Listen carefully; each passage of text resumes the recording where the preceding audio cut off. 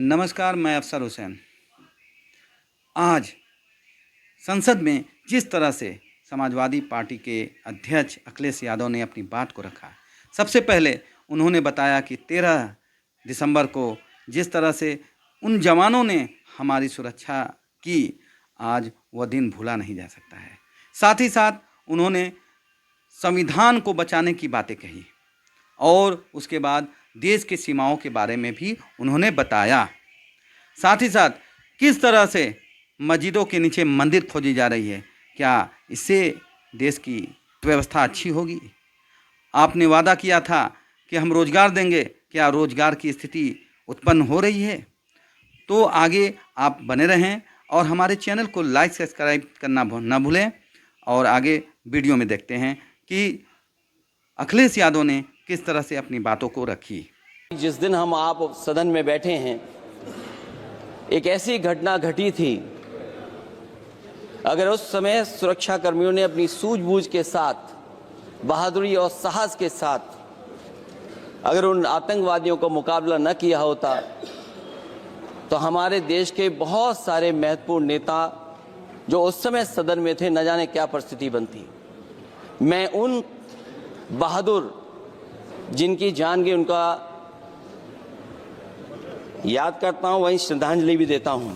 ये वही संविधान है जो समय समय पर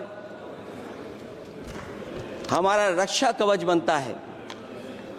अध्यक्ष महोदय, ये संविधान हमारी ढाल है, संविधान हमारी सुरक्षा है, संविधान हमें समय समय पर शक्ति देता है। संविधान ही देश की 90% शोषित, उपेक्षित, पीड़ित, वंचित जनता के अधिकारों का सच्चा संरक्षक है। जिस देश की सीमाओं की सुरक्षा में जहां पर समय समय पर सेंध लगती हो, और हमारे माननीय मंत्री जी बेहतर जानते होंगे कि कई जगह पर हमारी सीमाएं सिकुड़ रही हैं। हमारे संसदीय मंत्री राज्य अरुणाचल प्रदेश में चीन के बिल्कुल बगल में रहते हैं। अध्यक्ष महोदय ये जानते होंगे कि हमारे पड़ोस में कितने गांव बस गए हैं, न जाने कितना वहां पर गांव की तरह घर बसा दिए गए हैं। लद्दाख की तरफ अभी दोनों देशों की सेनाएं पीछे हटी हैं। लद्दाख को लेकर के उस रिजांगला के मेमोरियल को तोड़ दिया गया। आज वो रिजांगला मेमोरियल वहां नहीं है। और उस लड़ाई के लिए अध्यक्ष महोदय, हमारी फौज के लिए कहा गया था कि हमारी वो बहादुर फौज है। 75 साल बाद सीमाएं कितनी सुरक्षित हैं। क्या लद्दाख की वो फिंगर्स जहां पर हम पहले थे, क्या हमारी फौज वहीं खड़ी है कि नहीं खड़ी है? अध्यक्ष महोदय, जो देश को ये कहते हो कि हम दुनिया की सबसे तेज रफ्तार पे चलने वाली अर्थव्यवस्था बनने जा रहे हैं, 3 पर पहुंच गए और ऊपर जाएंगे। मैं सरकार से कहना चाहता हूं कि जब 82 करोड़ सरकारी अन्न पर जिंदा हैं और दूसरी तरफ देश की संपूर्ण संपत्ति के 2/3 हिस्से पर कुछ परिवारों का कब्जा है, अगर सरकार में ये बहादुरी और हिम्मत है, तो इस 60% गरीबी के रेखा से नीचे रहने वाले लोगों की पर कैपिटा इनकम क्या है? अगर आपकी अर्थव्यवस्था ऊंचाई पर जा रही है, तो हमारे जो गरीब लोग हैं, जो 60% गरीब लोग हैं, उनकी पर कैपिटा इनकम क्या है? और जो लोग वोट डालने जा रहे थे, उन्हें डराया धमकाया जा रहा था।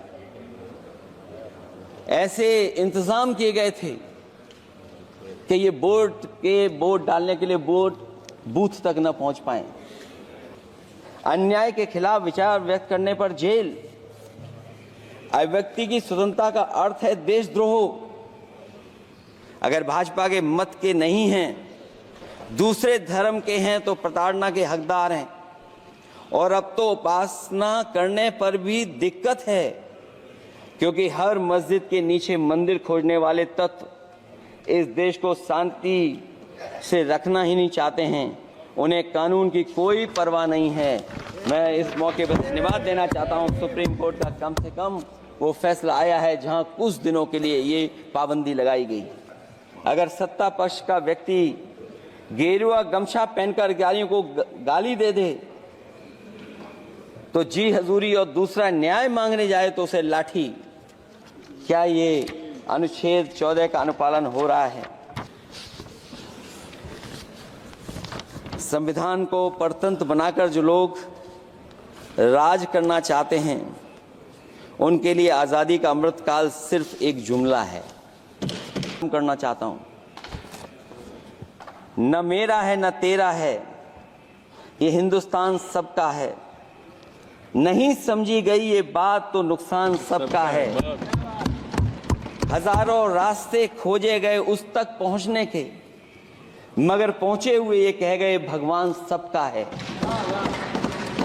जो इसमें मिल गई नदियां वो दिखाई नहीं देती महासागर बनाने में, मगर एहसान सबका है। अनेकों रंग खुशबू नस्ल के फल फूल पौधे हैं, मगर उपवन की इज्जत आबरू ईमान सबका है।